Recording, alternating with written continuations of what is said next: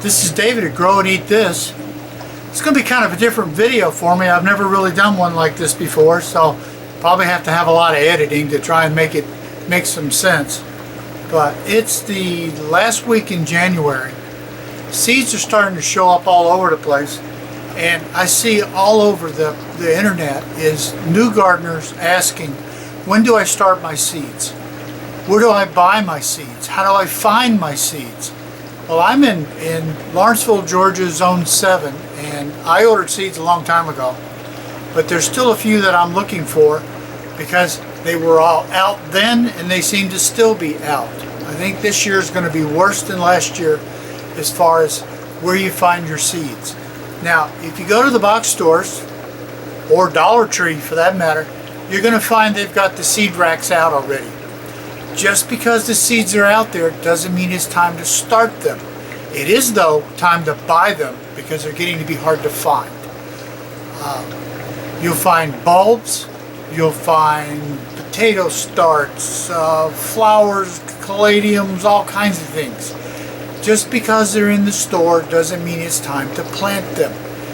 I also noticed in one of the other kind of box stores that they had bathing suits out. Well, earlier this week it was 28 degrees. It's a little cold for the bathing suits. So just because you can buy it now doesn't mean you want to do anything with it. Now, if you have seeds left from last year, then they're probably still pretty good. You don't need to buy those same seeds this year. So while you're buying seeds, particularly buying them early, you forget what you bought. You forget what you have from last year. Now, I've seen a bunch of YouTube videos where people have all these beautiful, elaborate ways of storing seeds. Wow, I wish I could do that. But the best hope I have ends up doing something like that is just going to be a pile of seeds in a box and a bunch of empty containers. So what I've gone to, and has worked for me for several years, is really the keep it simple, stupid method. I go for more or less what time of the year do you plant these things. So I have wish I could find more of these, the shoebox size container where the lid opens up, and that's where I put my seeds. Now, what I have done is it says cold, in case they're stacked, and cold on the end. These are all cold weather seeds. So when we open this up, we're going to find there's winter density romaine, there's lettuce, there's cabbage, there's carrots, there's all the things that are cool weather vegetables are all in here. So when I need some lettuce or carrots or whatever to get started here in a few more weeks, I'll know to look in the cold box. Now, as we move into time to start our summer items, then we move over here to my hot seeds. Now, hot seeds are summer seeds, and in that respect we're going to find peppers, beans, squash, seeds I saved of peppers and things from last year. Got some gooseberry seeds. Here's bean seeds, my Musica Romano bean seeds. All of these, if I'm looking for hot weather, they're in here. Yes, I have to do some sorting, but you know, I can find them pretty quick because I know they're in this container. What else have I got? I've got one here that I need to split, but at the moment it is herbs and flowers. When I want to start some herbs or some flowers, I go to this container. So here's my marigolds, here's my basil, here's seeds I collected from bee balm in the garden last year. Everything I need, herbs and flowers, are in here. Now, as you do this year after year, what you're going to find is that you end up with this other box. This is called the old seeds. The old seeds. Now, are these good? A lot of them are. Are they all good? No. Them I tend to sort a little bit just because I got something to do. Here's the herbs. Here's some squash. cucumbers, and tomatoes. There's a few peppers, but wow, look at the tomatoes. You know what's bad? Some of these tomato packages were never even opened. I don't know what I was thinking about. I got enough kinds of tomatoes that I could do probably 2 acres of tomatoes. So I always have some old seeds. But what I do then is, now that I've got them all sorted, you got to figure out, so now what do we do? All of these different things, you're going to look on these seed packages. And here's a Baker Creek one. Just pulled it out. On the back you have information, and it will say ideal temperature 50 to 75 degrees. Certainly don't want to start carrots right now. They need 6 to 8 hours of sun, and they're frost hardy. Now, for me that's confusing. The ideal temperature is 50 to 75 degrees, yet they tell me they're frost hardy. Makes no sense, but you know, seed packets tell you what they say on them. Here's a territorial seed. I've been packaged for 2019.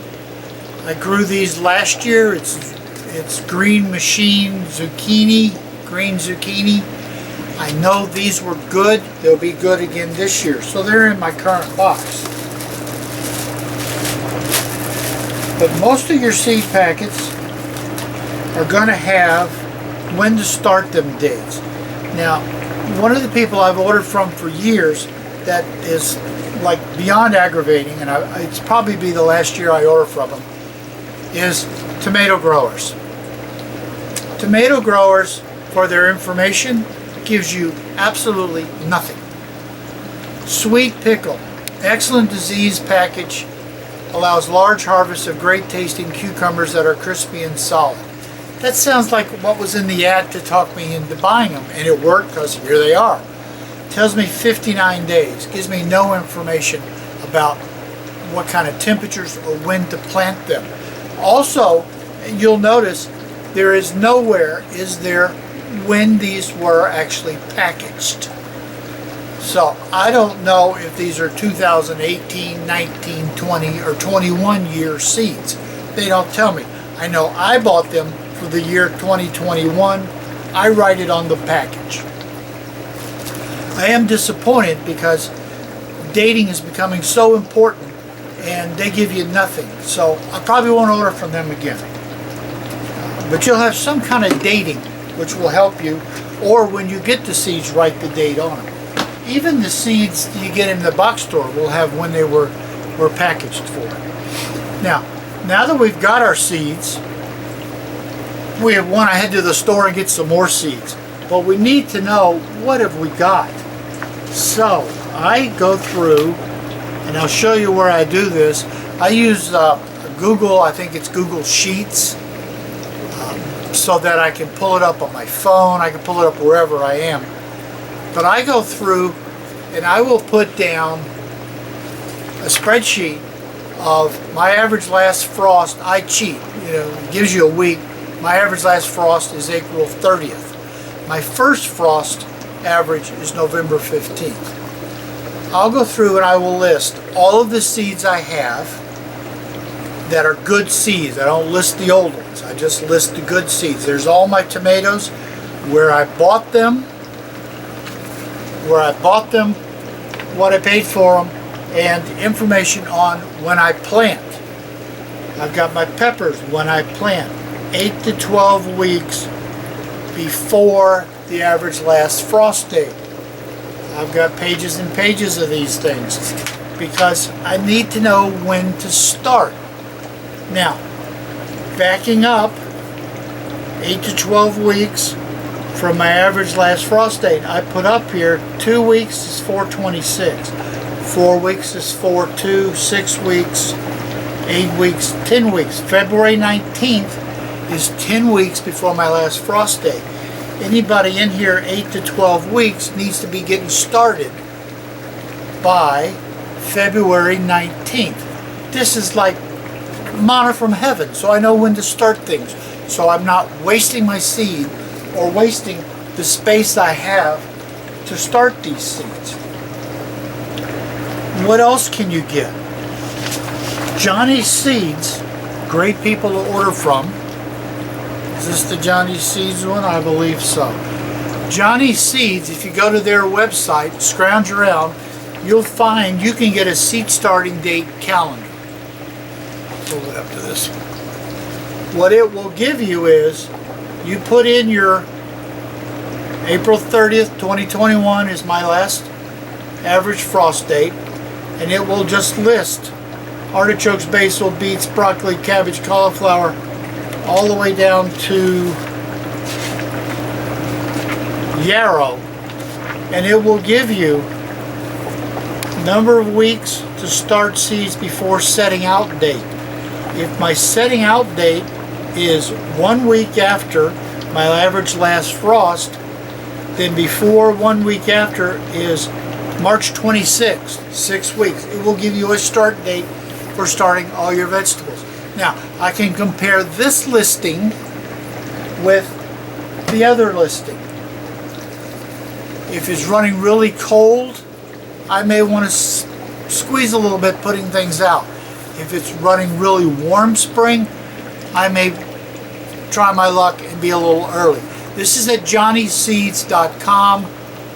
You'll find an area where there's all kinds of good information. At another website called awaytogarden.com, awaytogarden.com, they have another spring planting. You put in your last frost date, and they too will give you all kinds of datings as to when you should be planting.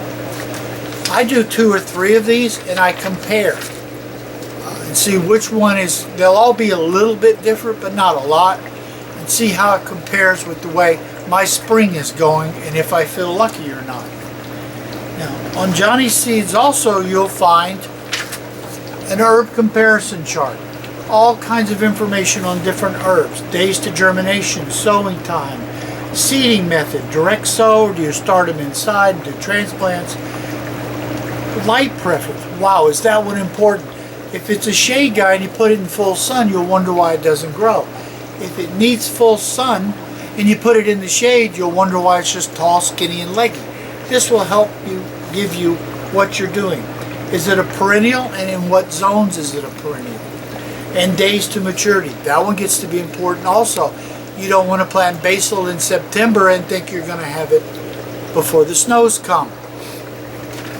So those are all helpful. Now, the other thing we need to know and go by is bear in mind that for me, the week leading up to April 30th is my average last frost date. People think that date is like really, really important. Bear in mind, it's the average last frost date. That means half the time there's a frost after that date. I'm going to repeat that.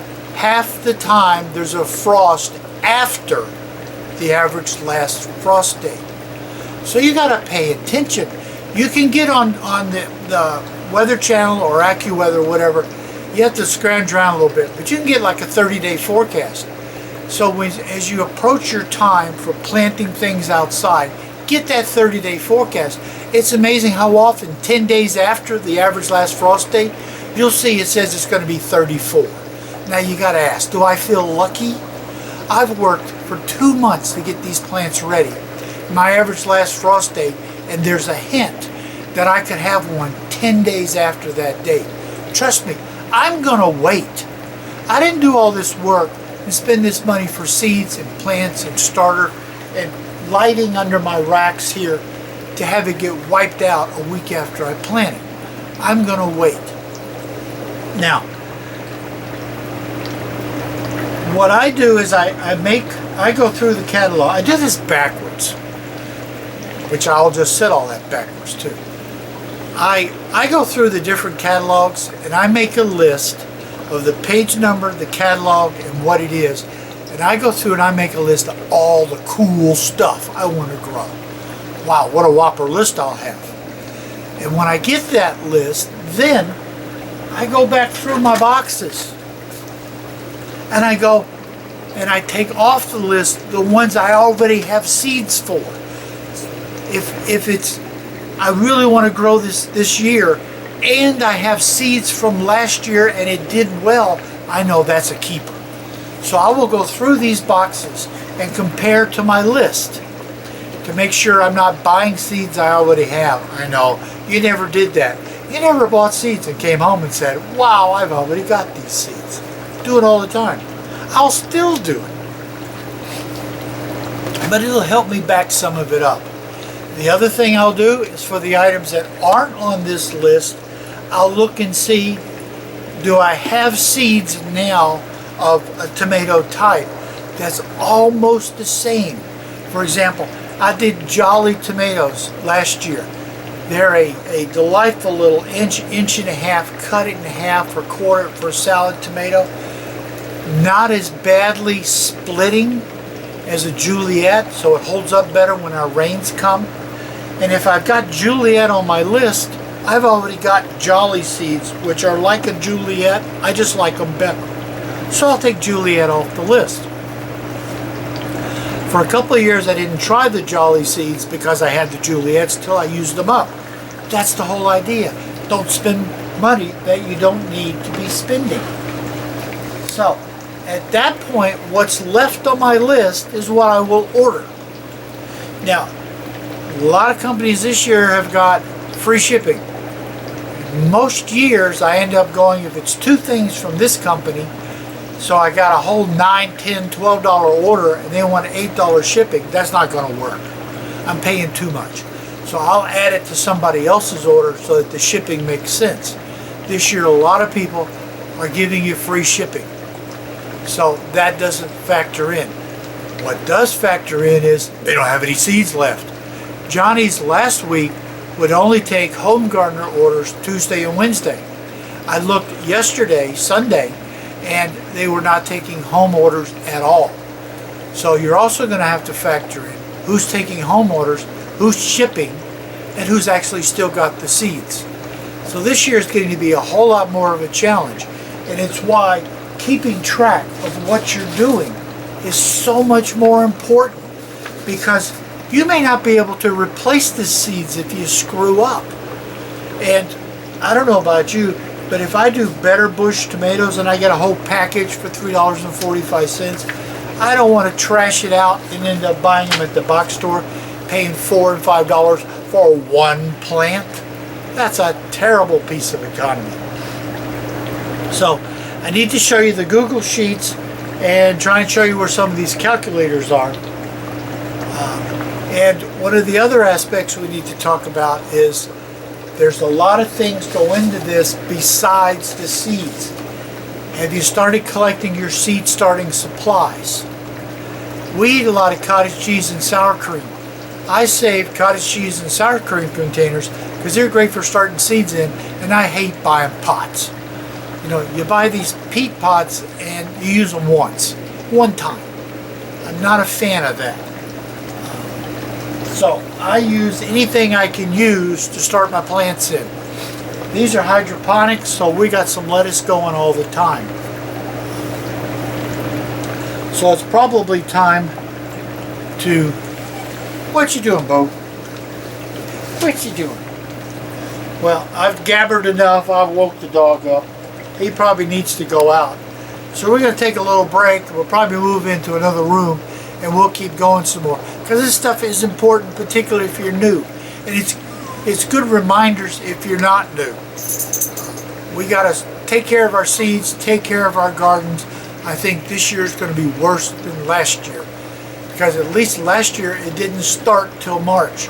This year we're rolling into it and it's already going strong. So this is David at Grow and Eat This. Go take a quick break, take the dog out. It's drizzle rain, ugly, nasty. That's why we're doing this inside. And we'll be back with the next part. Before I go over in the other room, I want to show you my 4-foot rack here. It's got 2 shop lights, 1 shop light, and a couple of different kinds of LED lights. I think some of the shop lights here are LED, but for about half the year there's no seeds starting in here other than some seeds for my hydroponics, which I always have a little of those going because we're going to be eating these. Now, if you've got a seed rack that you use to start your seeds, I don't know what you do with it the rest of the year, but I set mine up as a hydroponic lettuce machine. Look at this. Look at this lettuce. This lettuce was like 2 weeks ago. You can look on, I got a playlist on hydroponics on how all this works, but we've got bok choy there in the back. We've got some arugula. This is a beautiful, beautiful leaf lettuce. Here's some kind of frilly lettuce here. Here's another lettuce. There's a red lettuce in here. It takes from a small plant to this size or bigger is less than a month. Less than a month. So this will cycle over and over and over again. These are inexpensive. The whole thing is not much to it. Now down here on the bottom, I've got some basil going. Boy, I love pesto. Here's another rack started. It's got 3 lettuces in it. Some more basil. Here's some Thai basil. We keep this thing going. So we have some fresh greens year round. Here's some cabbages I'm going to try and sneak outside. Get underneath 1 or 2 layers of plastic. Here's some more basil. Here's some parsley. Here's some chard. I got 2-3 plants of chard. We put it in with the little dachshund's food. Greens help keeps them regular. There's some more lettuce.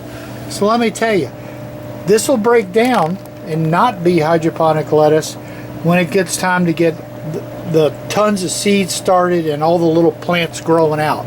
But until then, we're going to keep the vegetables flowing. So I wanted to toss that in there. So if you want to see how your racks are going and you're not using them right now, start a hydroponics. You can still eat lettuce. I don't care how deep the snow is outside. You can have fresh lettuce in a month. So now to go inside in the other room and show you those things. Here's my spreadsheet that I keep on the Google Sheets account, and I've got my average last frost date of April 30th. So there's my April 30th average last frost, and then to back up 2 weeks, 4, 6, 8, 10 weeks. 10 weeks back is February 19th. Now here's where I have the item, catalog I got it from, the price I paid, and plant versus the average frost, when the information. As you can see, tomato growers gives you nothing, no information at all. But since my botanical interest is 6 to 8 weeks, this Baker Creek is 6 to 10 weeks, so I know somewhere between 6 to 10 weeks I want to start these seeds, and that's where you look at your other charts that give you dates. Here's my peppers, when to start them. So this I keep, I can pull this up when I'm at the store and I can go, all right, don't bother buying more of these, you have plenty. Okay, now all of this is based on your average last frost. So let's go to Google and let's ask it a tough question.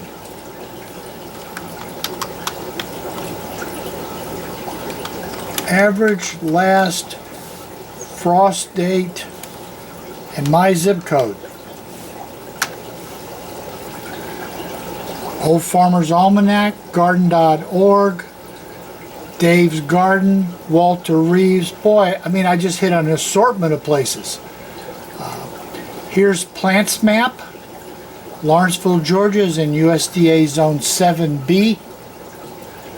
And it will tell me. Here's the little area that falls into 7B. And this particular place gives you some other ideas of things to do.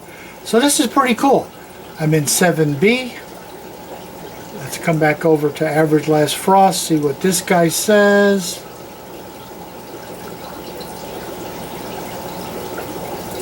April 12th, they say. They're a little, got more courage than I do. Garden.org has last and first frost. 90% chance out in April.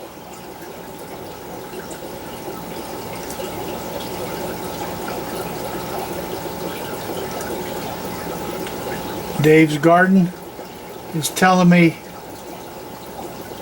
April 12th. I go out to the 30th because that's what some of the other ones will tell me. So that's where I get that date. Now you can go out to Johnny's, and you go to the Growers Library and you find planting and tool calculators. Wonderful site.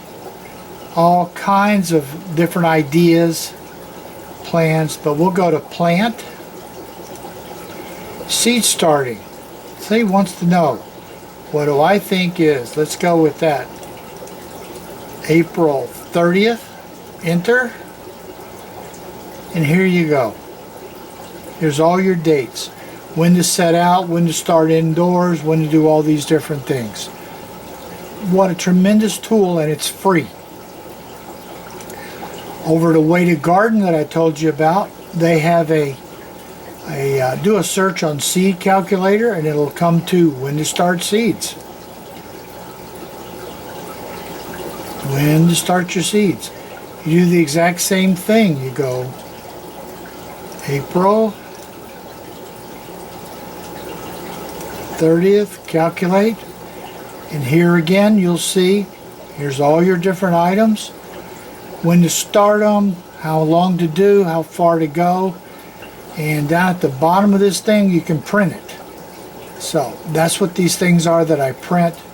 So there are tools online. Find your average last frost date, enter it into these different tools, find out when you can safely start planting.